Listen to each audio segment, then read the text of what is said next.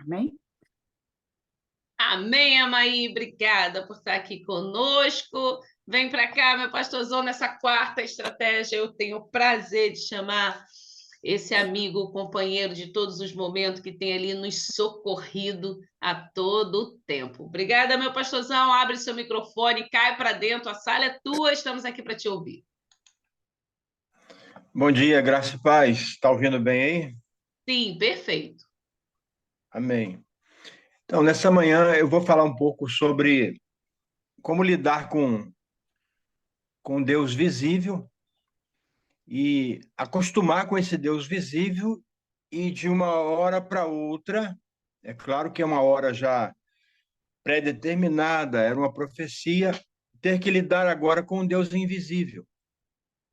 E eu imagino que na cabeça de 11 pessoas e mais aquelas mulheres, isso não devia ser fácil. Porque quando você anda com alguém que você sente o cheiro dela, que você ouve a voz, que você pode tocar, você pode abraçar, você tem uma segurança nisso. Mas de repente, esse homem ele fala assim, olha, o filho do homem vai ser entregue nas mãos de pecadores, vai ser julgado e o filho do homem ele vai ser condenado. Mas só que ao terceiro dia vai ressuscitar. E só que a Bíblia fala lá em Mateus 17, no versículo 22, que os discípulos ouviram isso e se entristeceram muito, ficaram tristes. Porque eu acho que não era o líder que eles idealizavam. Eles pensavam em entrar em Jerusalém, Jesus tem um cargo religioso na sinagoga, no lugar de um sacerdote, uma coisa dessa e levar a vida em Jerusalém de boa. Mas não é, porque assim, na vida espiritual nem sempre é do jeito que a gente planeja. A gente às vezes faz um planejamento espiritual e tudo vai dando errado, né? É errado no nosso ponto de vista, mas não do ponto de vista de Deus. E aí a gente chega lá em Lucas, capítulo 24, que aonde fala que no primeiro dia da semana, aquelas mulheres levaram especiaria no túmulo para embalsamar o corpo de Jesus. É claro que ele já havia previsto isso, que ele seria entregue na mão de homens pecadores, seria julgado, seria crucificado e ao terceiro dia ressuscitaria. E acontece isso. E acontece isso, e essa mulher ela chega ali também meia desbaratinada, meia sem rumo e vê a pedra removida. E aí ela fica ali em choque e, de repente, lá dentro tem dois homens com vestes resplandecentes. E esses homens falaram assim, por que você está procurando buscar um vivente no meio dos mortos? Ele não está aqui mais. Ele ressuscitou. Lembrai-vos o que ele vos disse, estando ainda com vocês na Galileia. E aí ela lembrou das palavras. Mas até esse momento que o anjo fala com ela, bateu um esquecimento. Bateu um esquecimento devido a esse trauma, a esse choque, a essa perda. É por isso que é muito complicado, às vezes, a gente cuidar, lidar com pessoas que tiveram perdas. Porque isso acontece. São problemas emocionais que afetam a nossa alma. E essa mulher estava assim. Ela foi já convicta de que alguma coisa que Jesus disse deu errado, porque a gente é assim, gente. Quando vem os problemas, acontecem na nossa vida, que nos decepcionam, que nos frustram, a gente pensa assim, não foi bem assim, essa palavra deve ser para outra pessoa, menos para mim. E essa mulher estava na fase. E aí ela entende agora a palavra, ela lembra da palavra que Jesus falou, e aí a Bíblia diz que ela, voltando do sepulcro, anunciou essas coisas aos 11, porque não era 12 mais, Judas não fazia parte do ministério. Lá na ceia, a ceia praticamente descartou Judas. Judas cumpriu o propósito dele ali, para que Jesus chegasse a Jerusalém e fosse crucificado. E aí o texto diz no versículo 10 que Maria Madalena, Joana, Maria, mãe de Tiago e outras que estavam com elas foram até os dois apóstolos e começaram a falar com eles. Olha, chegamos lá, tinha dois anjos com veste resplandecente, a pedra estava removida. A Maria até no momento ali de tristeza, se abaixou e começou a conversar com o jardineiro aí, mas de repente percebeu que não era jardineiro nada, era Jesus. Falou: Maria, quem você está procurando? E ela ouve a voz e fala assim: Rabone, né? Era Rabone, que quer dizer mestre. E a ficha cai.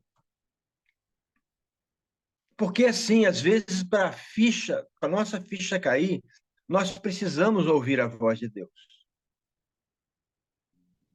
Essa mulher, ela era crente, ela cria, era uma discípula, mas também foi afetada por esse momento de perda de um Deus visível.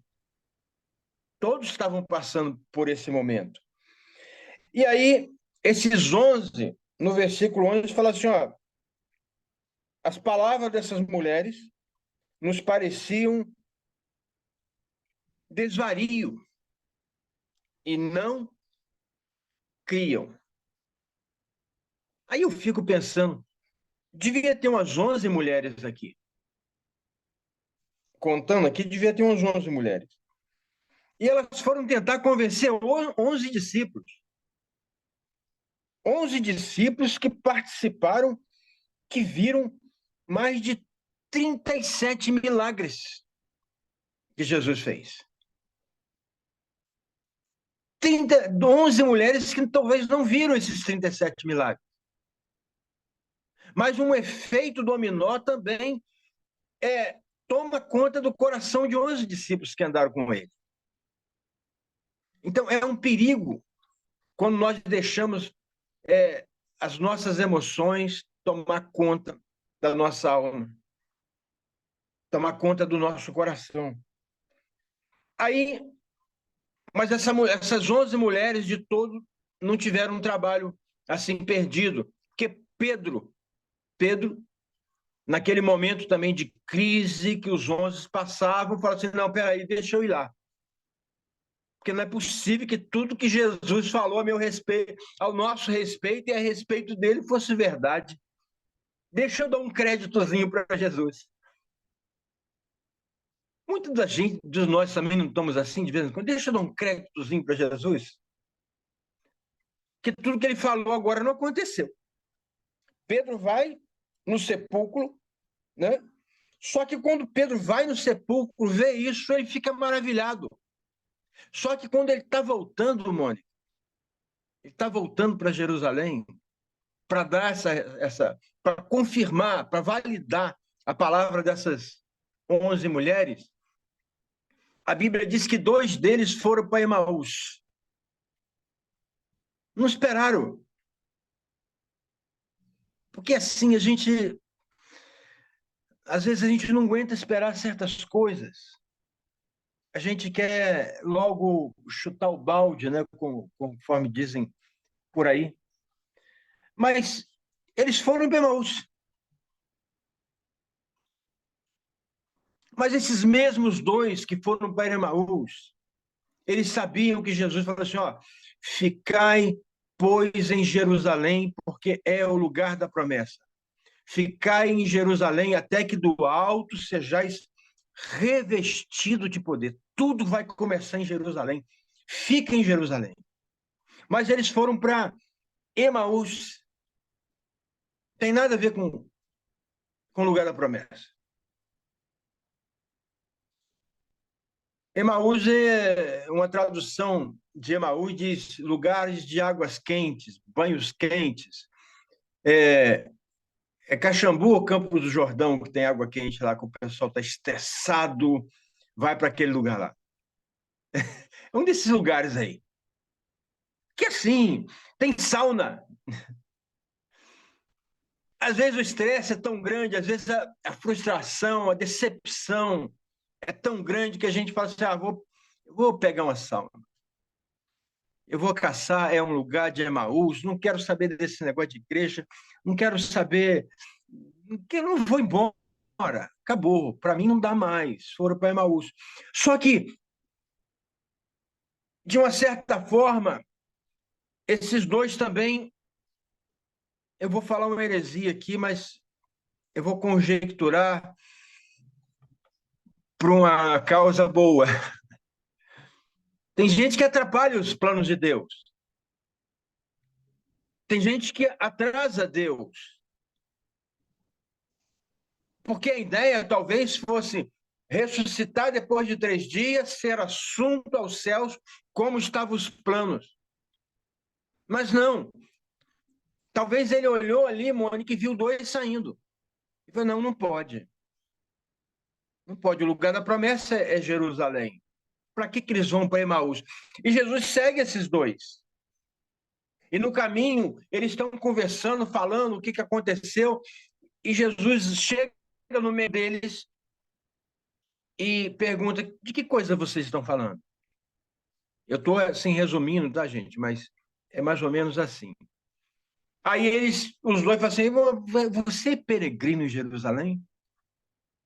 Será que só você não sabe o que está acontecendo em Jerusalém? Nós tínhamos uma religião, nós estávamos numa igreja agora, uma igreja nova,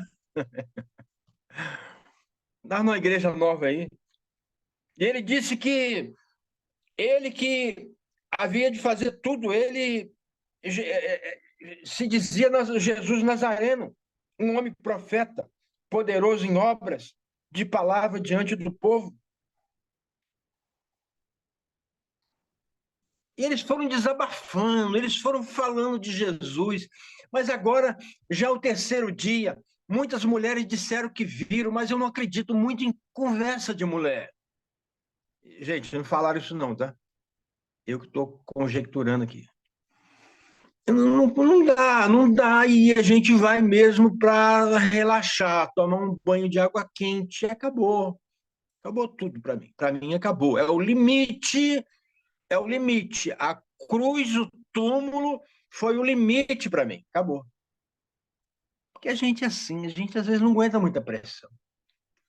E aí Jesus faz com que ia continuando, eles têm uma parada, Jesus entra. Naquele momento, Jesus toma o pão. Quando toma o pão e agradece, ele fala assim, meu Deus, quem é que estava caminhando comigo no meio da minha aflição, no meio da angústia, e nós não estávamos vendo, era ele. É assim, às vezes você toma o caminho de Emaús, Deus está no meio, andando com você, falando, dando sinais, mas a nossa vista fica como que fechada, o nosso coração fecha. E aí a Bíblia diz que, naquele momento, eles voltaram para Jerusalém. Deus consegue resgatar 2. Eu não diria desviado, mas descarrilhados, né? Ele estava descarrilhado, nem desviado estava. Então, o efeito sepultamento e esse efeito ressurreição abala o coração de 2 discípulos, abala o coração das mulheres que acompanhavam Jesus. E um texto paralelo a esse, sinótipo a esse, lá em João, no capítulo 20, porque os evangelhos são assim, para a gente entender melhor. Pensa em 4 pessoas contando uma história, a mesma história de 3 anos. Elas não vão ser iguais. Cada pessoa vai ter sua versão, vai ter seu ponto de vista. Umas viram mais, outras conheceram mais, outras tiveram mais detalhes, estavam mais presentes. Então, por isso que fala que são evangelhos sinóticos, mas às vezes eles omitem coisas que um escritor viu e o outro não.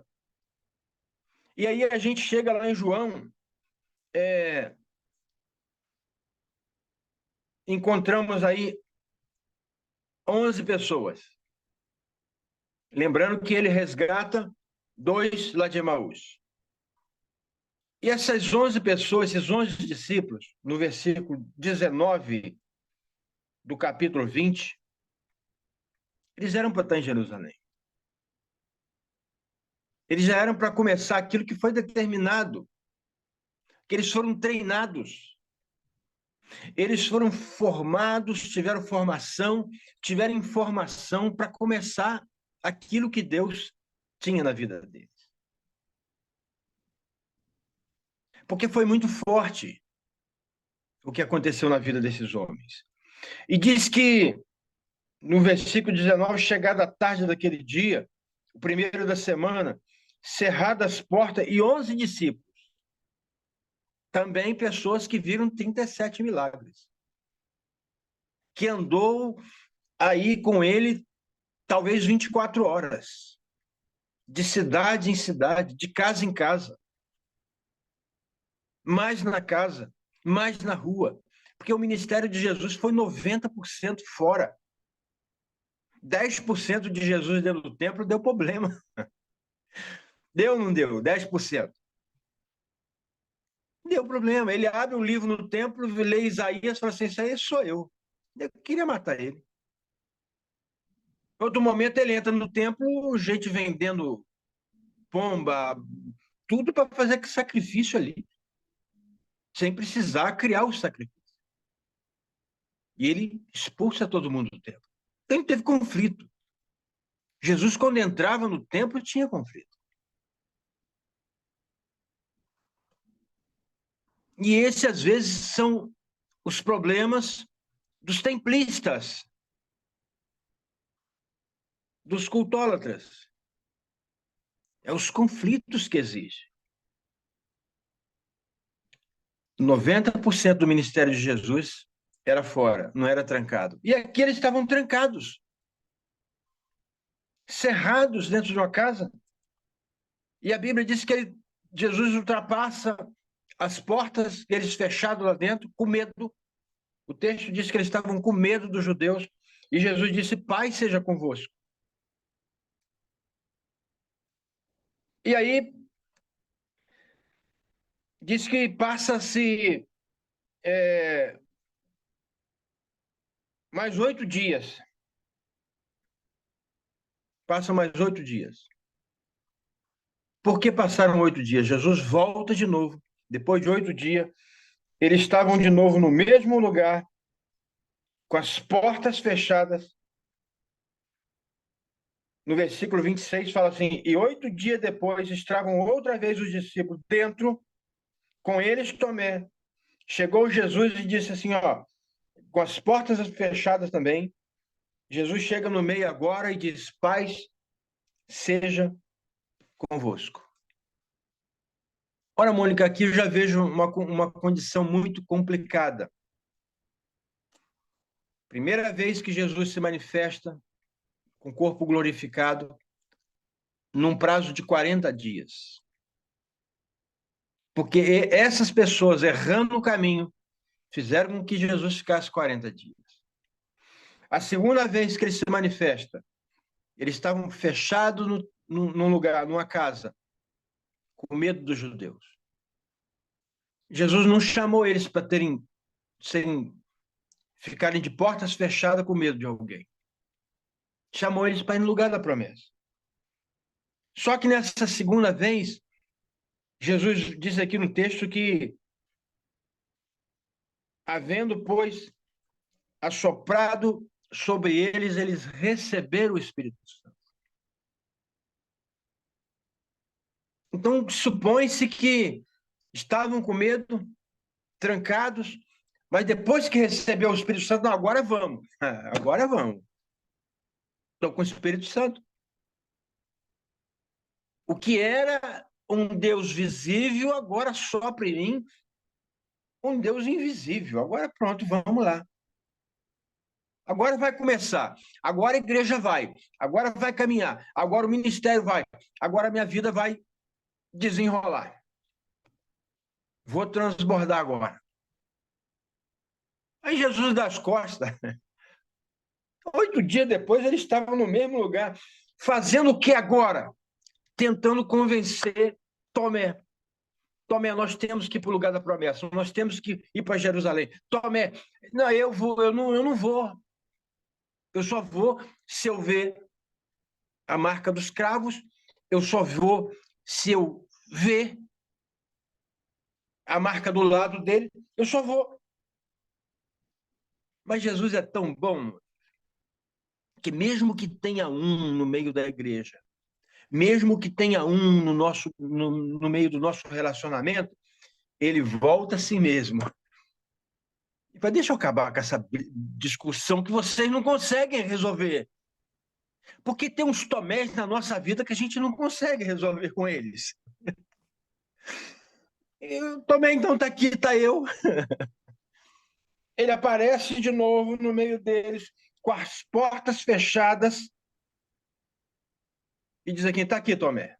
Se o problema é esse, pode botar a mão. Se o problema é esse, pode ver aqui. Toca nas minhas mãos.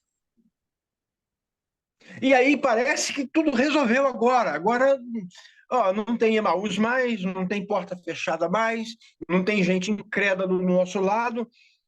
Vamos embora, agora vamos. Né? Vamos embora. E parece que eles saem. Eu estou conjecturando aqui, Mônica, mas eu acho que agora eles vão para Jerusalém. Porque não tem problema mais. Não é? Tem gente que gosta de arrumar problema. Sai de um problema, entra no outro, sai de um problema, entra no outro. Então agora não tem problema mais. Agora nós vamos para Jerusalém, para o lugar da promessa. Acabou o problema. Estão indo. Só que no versículo 21 fala assim: depois disso manifestou-se Jesus aos seus discípulos no mar de Tiberíades e manifestou-se assim. Essa era a terceira vez. Diz que estavam juntos Tomé, Simão Pedro, Natanael, né? E os 11 estavam com ele. Só que às vezes, ir para o lugar da promessa, o lugar que Deus mandou que nós fôssemos, a posição que Deus... Às vezes, nos traz algumas dúvidas, alguns temores. Eles estavam bem perto da promessa, do lugar. Só que no meio tinha um lugar chamado Mar de Tiberíades. E aí Pedro olha para aquele mar, pescador, 10 com ele, olha para o mar, olha para Jerusalém e fala: Jerusalém está pegando, né, gente? Porque lá ainda estão procurando os discípulos, eles querem prender ainda. Ali no mar ninguém vai prender a gente. Ali no mar é um lugar relax, lugar de relaxar, lugar de pescar. Aí Pedro falou assim: ó, eu vou pescar. No versículo 3, eu vou pescar. E eles também disseram: nós também vamos contigo. E subiram logo no barco, e naquela noite nada apanharam. Eu vou dar meu jeito. Eu vou tentar pegar alguma coisa. Porque tem uma promessa. Promessa é... Mônica, promessa é promessa. Eu quero algo palpável, que eu sei fazer, que eu conheço, que dá resultado. Eu vou jogar rede. Eu conheço o mar, mas diz que nada apanharam. Sendo já de manhã, Olha que coisa interessante esse versículo 4. Sendo já de manhã, Jesus se apresenta na praia, mas os seus discípulos não reconheceram que era Jesus. Não é o mesmo efeito emocional de Emaús? Andando uma tarde toda com Jesus, quase a noite toda com Jesus, e não reconhecer Jesus. É o mesmo efeito. Ainda hoje tem gente nas nossas igrejas, Boni, junto com a gente, no nosso grupo discipulado, andando com Jesus sem reconhecer Jesus. Que coisa! Não estou falando de Tony, de Lila, de Pastor Arroz, não, estou falando de homens que andou 3 anos, que viu milagres, e não reconheceram que era Jesus. Perderam o foco, perderam a visão. Esse mesmo Jesus disse: filho, tem de alguma coisa de comer? Ele, não. E ele lhe disse: lançai a rede do lado direito do barco e vão apanhar. Eles voltam para o mar, e eu acho, Mônica, que a conversa deve ter sido assim. Um discípulo chega na areia para ancorar o barco, para ajudar a puxar o barco, e ouve alguém falar: joga ali naquele lugarzinho ali que é bom. Que pescador tem essa história, né? Tem um lugar que é bom, outro lugar que não é bom. E talvez ele chegou no barco e falou assim: olha, tem um sujeito na praia ali, que acho que ele é aqui um morador do lugar aqui, ele falou que aquele ali é bom de peixe. Vamos jogar ali? Ele mandou jogar naquele lugarzinho ali. Vamos jogar? Joga. 153 grandes peixes. Num lugarzinho. Aí Pedro falou assim: não, peraí, não é normal. Eu já conheço essa história. Lá na Galileia, ele mandou jogar rede também e quase se rompeu as redes. Nós tivemos que chamar outros barqueiros para ajudar. Eu conheço quem manda jogar rede em lugares certos. Porque nós temos que jogar rede no lugar certo. Não é em qualquer lugar. Porque rede dá trabalho. Eu conheço quem está mandando. E aí, quando ele volta um momento de sensatez espiritual, ele lá do barco, ele fala assim: meu Deus, esse cara não é um qualquer morador do lugar. É o Senhor.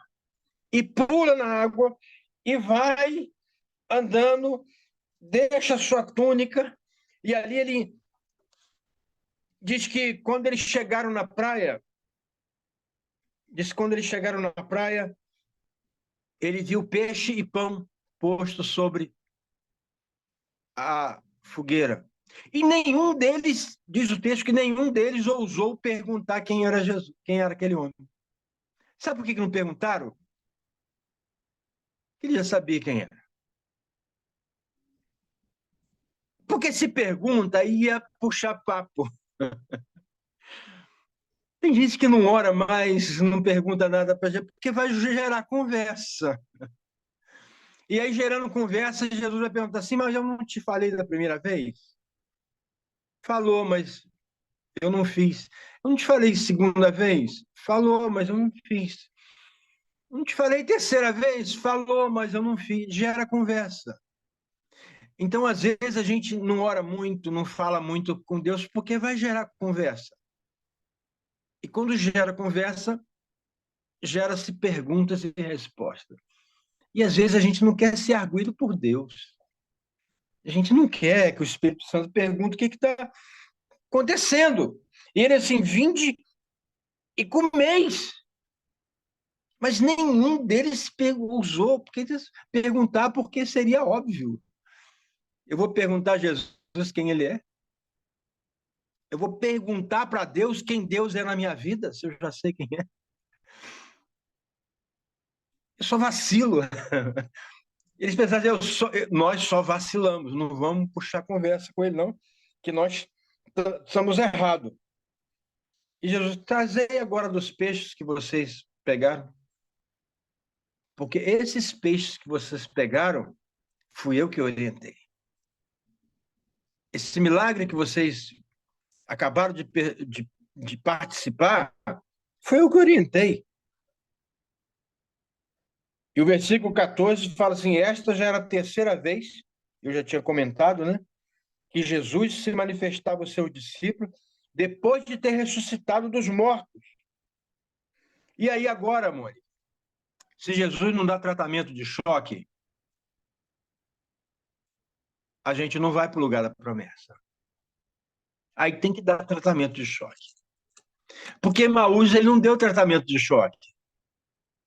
Lá na casa que eles estavam em Jerusalém, trancados com medo, não deu tratamento de choque. 8 dias depois, trancado, né? Aí agora não com medo, mas tentando convencer um cabeça de bagre, não, o Tomé. Às vezes a gente perde tempo também com quem não quer entender o propósito, né? É aqueles Tomés aí que fica só atrasando, né? Não teve tratamento de choque. E agora tem. Porque se não dá tratamento de choque, Mônica, já ia para outro lugar. Ia arrumar outra desculpa. Emaús, casa fechada, mar de Tiberíades. Ia arrumar outra. Porque a gente é bom de arrumar desculpa. De arrumar compromissos, pretextos, encher a nossa agenda, de esvaziar a agenda de Deus.